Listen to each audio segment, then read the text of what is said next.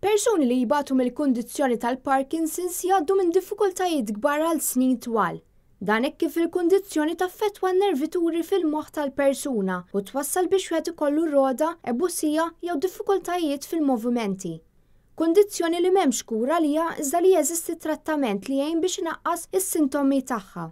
Il-ġimgħa filgħaxija saret gala dinner li għalija attendew nies li jibatu mill-kundizzjoni tal-Parkinsons. Ikla saret biex tqajjem kuxjenza dwar terapija ġdida. Għalija attendaw koll il-kap tal-Partit Nazzjonalista Adrian Delija flimkien ma' Martu Niki Vella de Fremo. Waqt diskors qasir li sar matul l-attività, issemma li f'Malta u madwar 1300 persuna li tbati minn din il-kundizzjoni. Intqal li n-numru ta' dawk preżenti juri li ftit huma dawk li jafu b'din ir-riċerka effettiva li saret u bil-korsijiet li qed jingħataw. Ix-xahar li għadda Net News iltaqa' ma' Natalie Muxam li għamlet riċerka bir-riżultat ikun li l-mużika u s-sfin jistgħu jgħinu lil min ibati mill-kundizzjoni tal-Parkinsons. Hekk kif il-motto li timxi bih Natalie u La Vita è Bella hi qed tipprova tgħaddih fost il-pazjenti billi tagħti korsijiet ta' sfin b'xejn madwar Malta.